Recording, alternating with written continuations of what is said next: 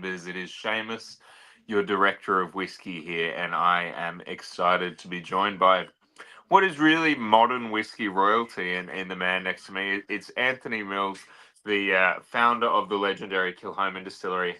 How are you, Anthony? Very well indeed, Seamus. Great to be joining you tonight. It's an absolute pleasure to have you here, and it's an absolute pleasure to have a Kilchoman in front of the members. And this is, I guess, the midpoint in a journey that we've been working on for years with Kilchoman in trying to put this incredible whiskey in front of the members. And we've worked on whiskies where we've been pulling across special parcels of stocks that you've made for the whole world that we just fell in love with. And this is the first time we've had a chance to, I guess, really collaborate with you guys from liquid up, and what a special whiskey we've wound up with. We'll touch on this whiskey a little bit later, but Anthony, I mean, I'm conscious there's always going to be members watching along that aren't familiar with Kilchoman and aren't familiar with yourself and your whiskey story. I would love if we could start there and you could tell the members a little bit about your story in the whiskey world. Yeah, I started my journey in the whiskey world about 35 years ago as an independent bottler. Pretty new to the independent bottling world. You already had some well-established companies, Douglas Lang, Signatory, and Gordon MacPhail, and so on. But I saw through the efforts they'd made how the whiskey world was shifting towards premium single malt, single casks, and special releases, and it was something I wanted to get involved in, and I did. But I found it a bit more difficult to buy stock. It was a bit more difficult to get the stock I was looking for, and the bigger companies were certainly sweeping up the good stuff and putting it away in their warehouse. So I then had this idea that, well, if I can't get my own stock, then why don't I just build a distillery and do it myself? And look, everyone thinks that's quite sort of blasé and a bit off the wall, but actually that was what I did. And I think there was many people in the industry that thought about building a distillery, but they were put off hugely by the risk factor that building a distillery would attract, and it is a hugely risky thing to do. But I took it from a different angle, and that was, well, look, if I can build a distillery and produce some whiskey that people are going to enjoy, then the market's out there because they're all enjoying single casks, and these aren't proprietary bottlings. These are guys who bought this casks from various distillers around Scotland, and I thought proprietary bottlings are still, they're the special ones. And if you could build a small premium single malt distillery, you'd have something to go for. But the biggest issue clearly is actually building a distillery and the costs involved and taking it through to when you can actually release your single malt. So look, everyone thinks it's great and it's been a straightforward journey for me. No, it hasn't. 5 years of absolute hell and back. But now we're enjoying the fruits of our labour, I suppose, and we're in quite a good place. 20th year, starting in 2005. It took 4 years to raise enough money and to build the distillery. And I now look back and think that I'm glad I did it when I did and took that huge risk, because we've got a head start on all the other distillers that started after us. Absolutely, and I think this is really worth dwelling on, because you didn't open a distillery in the boom of the last 10 years in the pre-COVID craziness. This idea would have been gestating over 20 years ago. I mean, you were really the first of the new school of single malt Scotch, right? Yeah, everyone likes to put it that way. I feel as though I was stupid and brave enough to do it, and I think there were plenty of other people that would have done it and chose not to for various reasons. So, look, I think, yes, I am looked upon as someone who started this craze to build new distilleries. I never looked upon it like that. I just saw an idea and I had a dream and I went for it. And other people who had the same idea just didn't go for it. And so look, I mean, I have always been quite a risk taker in my career, and I eventually found something that's worked. And I'm hugely proud of the fact that we are where we are, and we've established ourselves, and that the family are involved, and they're Mm, driving the business forward. And yes, I had the idea. Yes, I put it all together and found the distributors around the world. But I look back now and I think that building it and locating it on Islay was the biggest decision I took. I was surprised that others haven't followed me, and it's taken over nearly 20 years for other distillers. Ardent started in yeah. 2017, and now we've got not a raft, but we got three distilleries sort of almost getting ready to start. And I'm going, why not before now? Islay had this reputation around the world already built up by the work and the passion the other distilleries on Islay, and putting Islay on the map, all in every corner of the world. It's extraordinary for this small island off the west coast of Scotland, with 3,000 inhabitants, that we're known everywhere in the world. And it's mainly due to the style and character of the whiskies that we produce here. And I just thought that fitted very comfortably with what we were trying to do. And now he's. Can you hear me? No. Yeah? Can you hear me or not? No, you can't hear me. Mm. Can you hear me? I can hear you. I believe my connection just restored, and it was very fortunate that you were on a wonderful spin. I didn't have much to contribute. Can you hear me? Yes, I can. Yes. Yeah. So I was talking to myself, was I? Perfect. All right. Well, then we've completely gotten away with it. No, I heard every bit of it. Just I didn't need to contribute. So it Right. worked Okay. perfectly. It's worked seamlessly. Okay. So take me to that moment. So we're looking at now the distilleries that have kind of followed in your footsteps, and as you said, there is a raft kind of coming of the new school. But if I took you back to 2005, to that moment where you were starting a distillery on Islay, what were the advantages that you were going to take yourself, the big guys who were on Islay at the time couldn't do, and how were you going to use that to your advantage? Well, I think they did all the groundwork for me, and then it was about giving a twist to what they'd done, and having a uniqueness that stood us apart from the other famous distilleries on Islay. And that was all about, okay, we're located on a working farm. How distilling started all those years ago in Scotland, and especially on Islay and the west coast of Scotland, down in Campbelltown, and located on a farm, grow some of the malting barley. I originally thought, well, let's grow it all. That soon transpired that wasn't going to be feasible. But let's take it through from growing the barley right the way through production, warehousing on the island, and eventually bottling it. So it's a circular thing, and it's all about being in possession and in charge of everything you do. The 100% Islay, which is 20% of our production, is the single sort of thing that we've done which stands us apart from a lot of the other distilleries. And I think I find it strange that a lot of the new distilleries haven't followed suit with a twist on what they were doing, rather than just following the trend of everybody else and buying a commercial malt in and producing a whiskey. Look, take charge of what you're looking to do.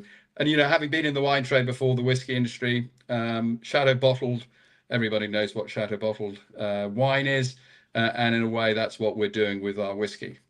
And are we doing anything different from the other distilleries in production? No, not really. We're all doing similar things. We might take longer for fermentation. We will take longer to drain our worts, because we want a nice clear worts. The advantage of that is obviously being able to release it at a younger age, hopefully. Small stills, tall, narrow neck, and produce a light, fruity, clean spirit. And I have Jim Swan to thank for all the work he did in making sure that we hit that right on the nail. And look, if we built Kilchoman 5 years before we did in 2005, we built it towards the end of the 1990s, we would have failed. The market was not ready to accept a new distillery which was selling non-aged Damon whiskey. So everybody knew it's 3, 4, or 5 years of age, at the same price as 10 and 12-year-olds. Everyone would have said, you must be joking. That is not That is not possible. No one's going to consider buying that. But it was just as people started, social media started, whiskey clubs were forming all around the world, and suddenly everyone fell in love with other single malts other than the famous brands that have really driven the excitement about single malt around the world. So, timing is everything in this world, as everybody knows.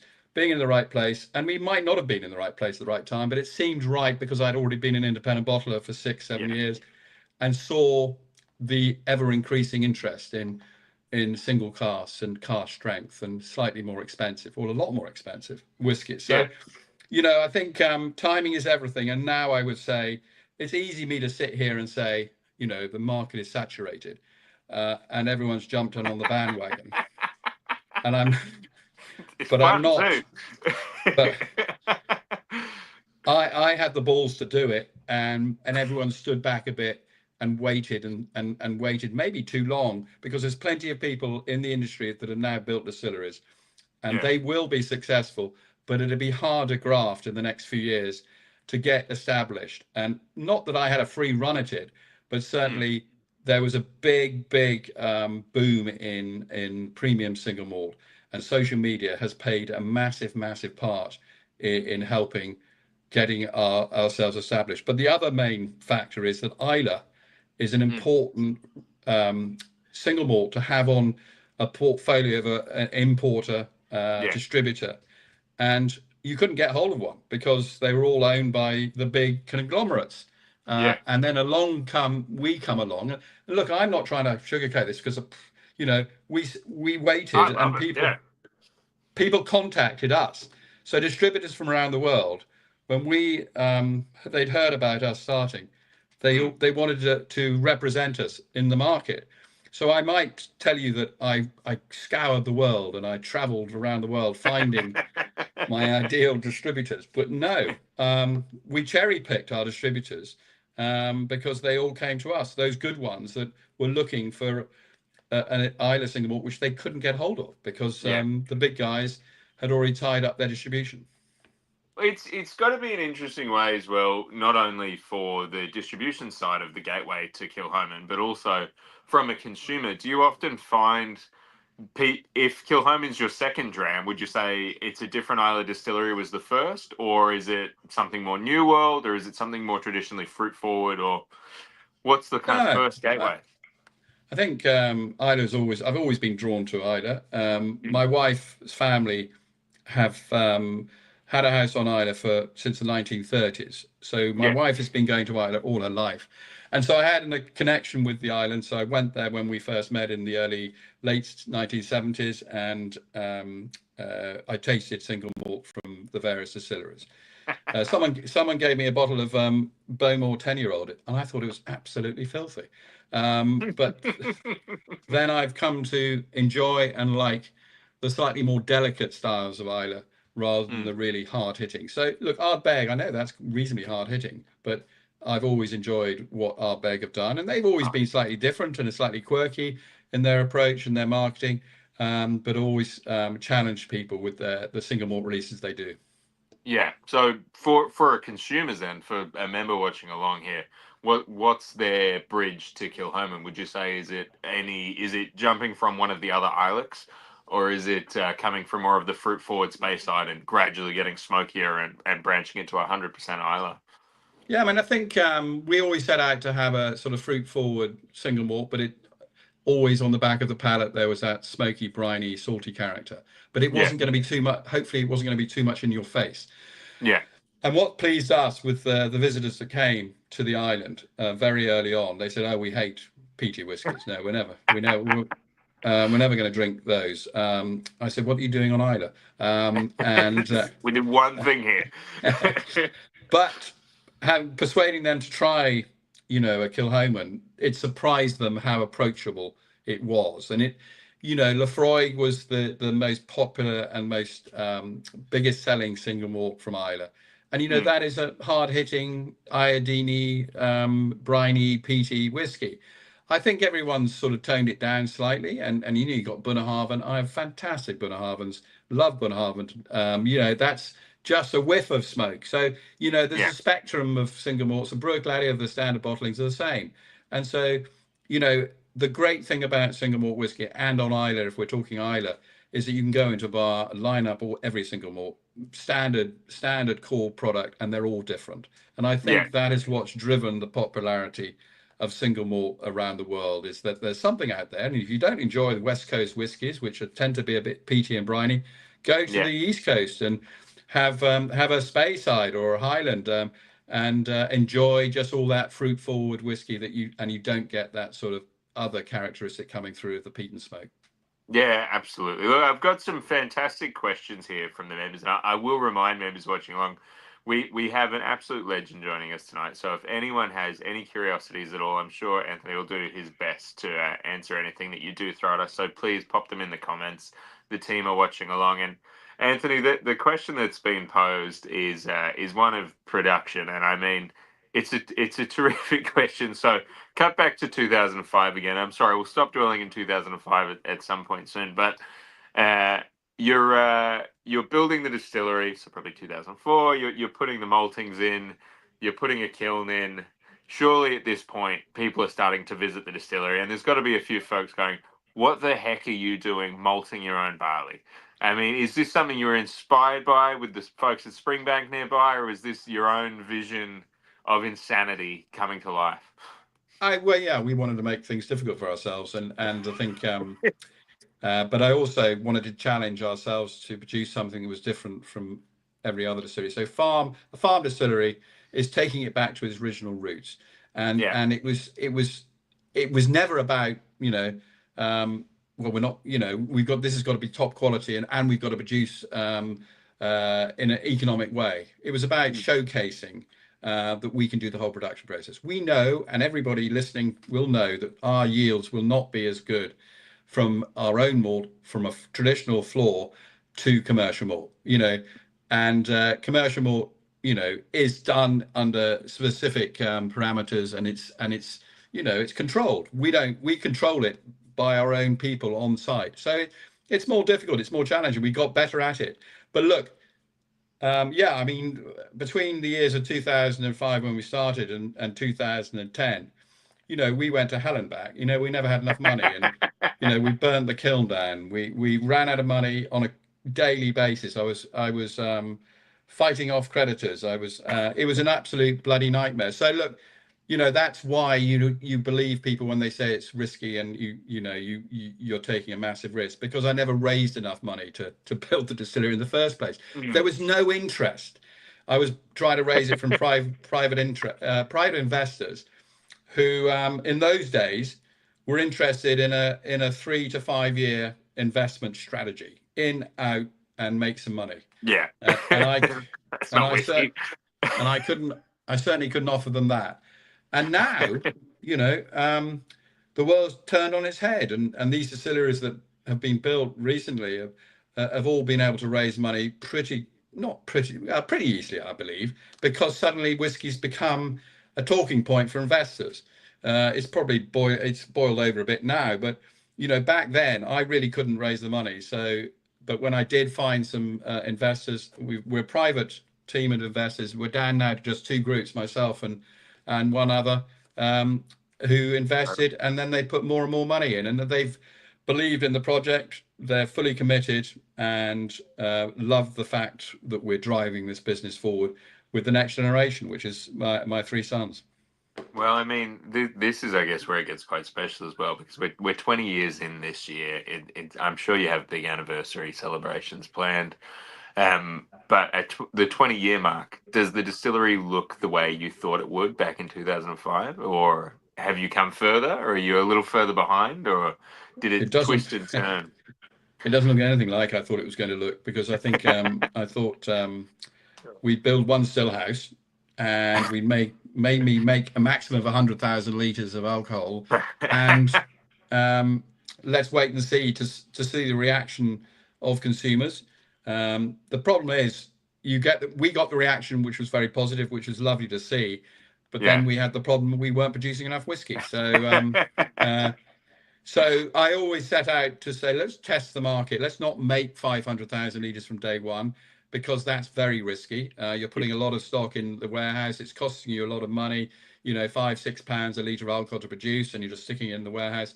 So let's just do it the other way around and just produce small quantities and see where we go. Well, every year since then, we produce more and more, and this year we'll produce 650,000 litres. And, you know, you'll know as well, and a lot of your members will know, that we never get it right in the whiskey industry. We either produce too much or too little, because we're forecasting years down the road, which no one can forecast. But I had a conversation with friends in the industry, in big companies. I won't name them, but he just said to me, "Look, Anthony, if you can afford to produce in the downturn, sales downturn, do it. Because if you have the confidence the market's going to pick up, you're going to be in a much stronger position than your competitors or your fellow distillers, because they've all slowed down." So we've taken that mantra, and we've now, our sales, you know, volume sales dropped by about 20% last year, and they did the previous year, but turnover only dropped by maybe 5% both years. And so while we can afford to, we will produce at maximum production level, and we'll see where that goes at the end of the year. But, you know, I think then suddenly you have a different scenario, which we haven't had before. Up until 2024, we were struggling with stock because we were selling it from 3 years of age, and we weren't building up stock, and we were selling quite a bit of it. So it's been a bit of a juggling act, and now suddenly, you know, in the next 4, 5, 6 years, we'll suddenly be able to release some pretty old expressions in reasonable quantities. So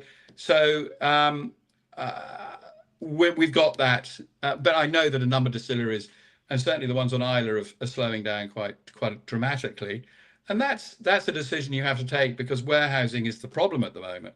So the less bottles you're selling, the less warehouse you have space to put your new fillings into. So you either build more warehouses, or you decide just to slow things down a bit. And I think a lot of the big distilleries, they've got lots of stock, so they're probably just slowing it down. But we're just taking a different view and seeing where that takes us. We have the confidence the market will return. It's just a question of when it will happen. It's nice to hear an Islay approach to the old Glenfarclas philosophy of whiskey production.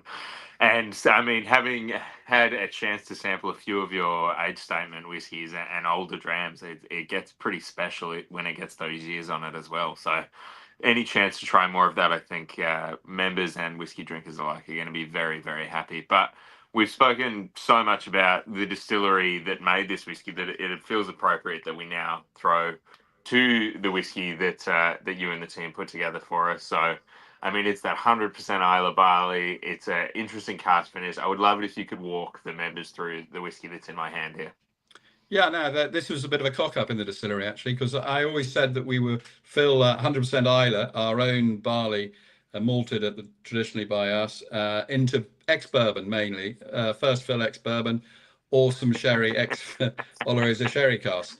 But somehow, some Madeira barriques got sort of thrown into the mix. And look, I love finding these sort of things that go on, and we've it's happened a few times. And my old distillery manager, who will be known to huge numbers of your club members, John McClellan, who was the distillery manager at Bunnahabhain for many years, an absolute gem of a man, who came to work for me in 2010. Sadly died in 2015.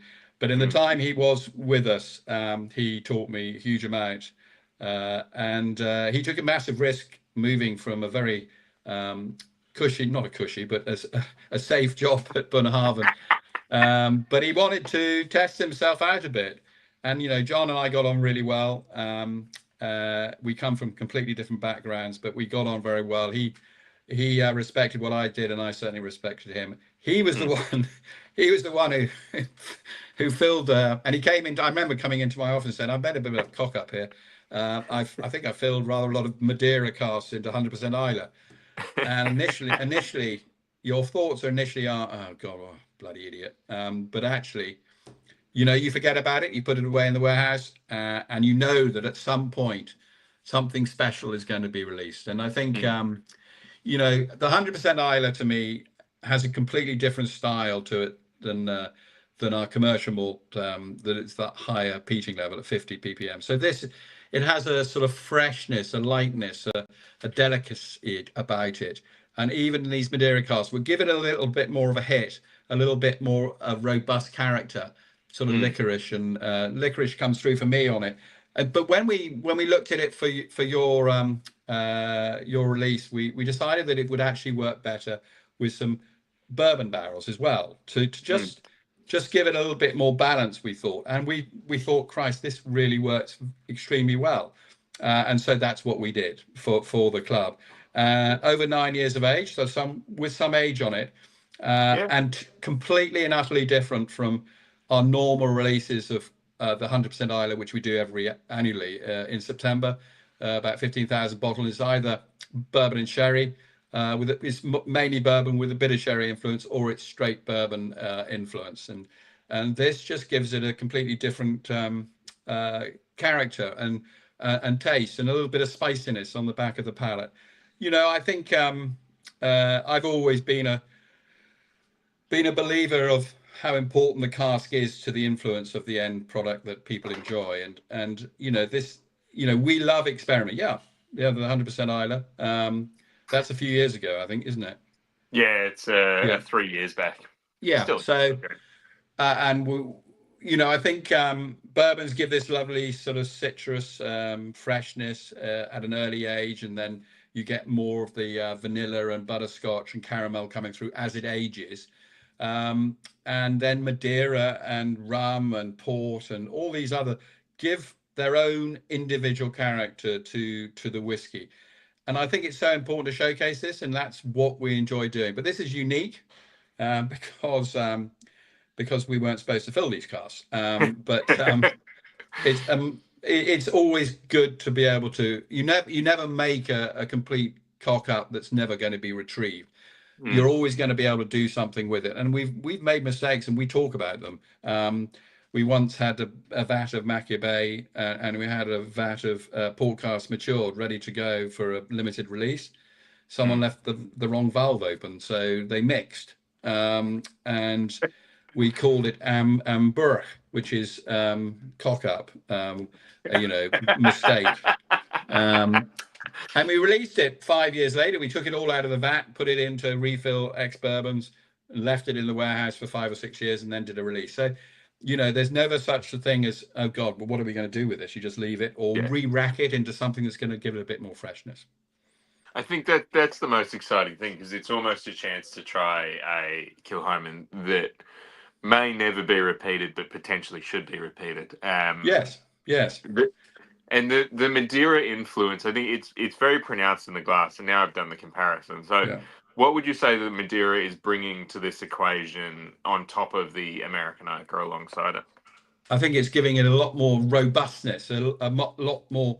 I think I get sort of licorice and all sorts of sort of heavy fruits coming through, Mm, whereas with the but there's still a lightness about it on the back of the palate, mm, and there's there's a whiff of peat smoke, but not a lot.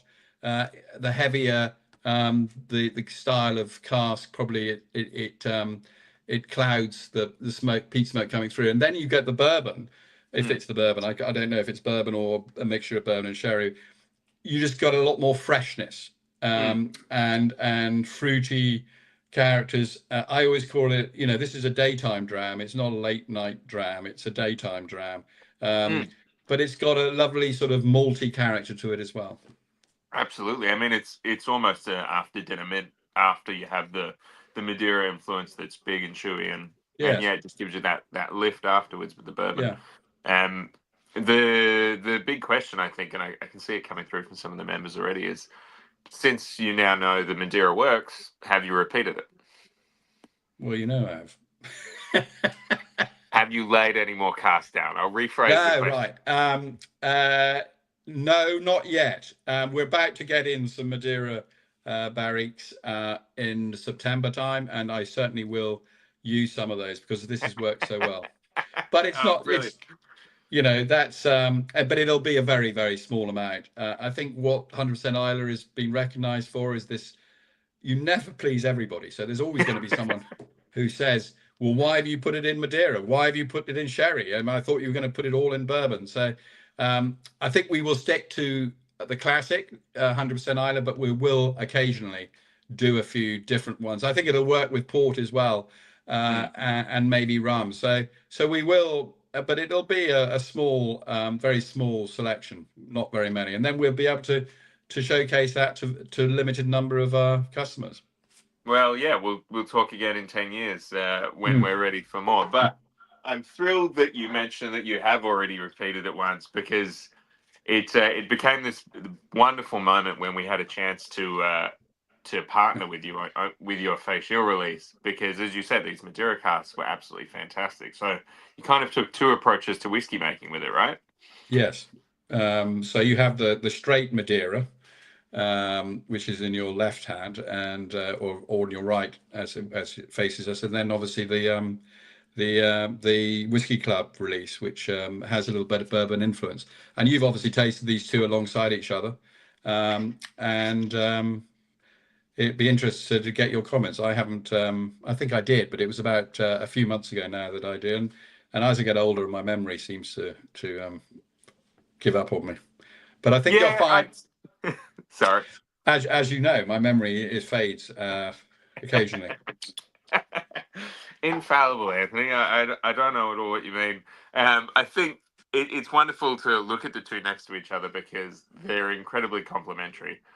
I think you can see the through line of both casks, and if anything, seeing the facial version is a wonderful guide on what you should be looking for in the Whiskey Club version, and they have so many parallels. It's in many ways got the same DNA, but then the Whiskey Club version has this extra lift and this extra brightness that kind of somehow makes the palate linger for longer. Instead of it settling in the back of the throat immediately, it kind of stays in the mouth a little bit longer, where the face is that classic. It's a little bit darker and deeper, and lingers further back in the throat with that kind of dark smoke.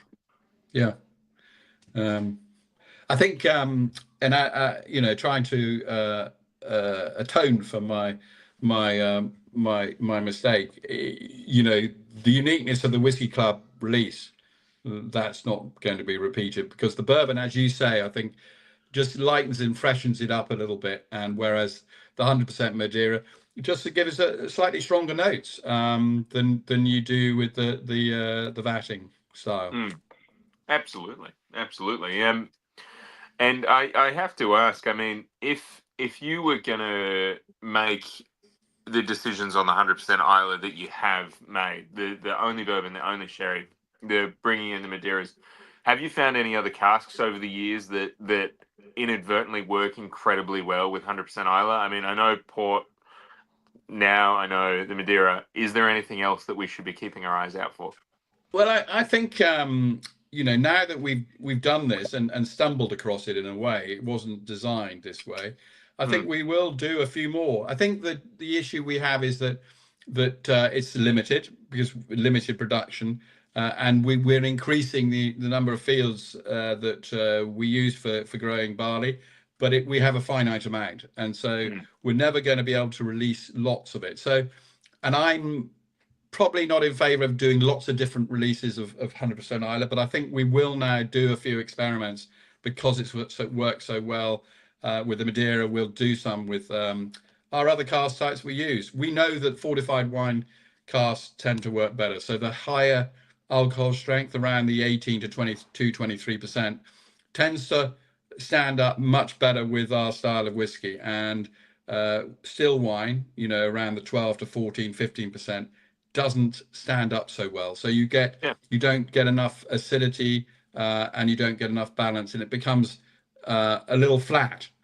So we're tending to use just fortified wine casks now, instead of using still wine, because I think it's more difficult to make those work. With red wine casks, you tend to get a lot of tannins and a lot of dryness coming through on the palate, and I don't like that at all.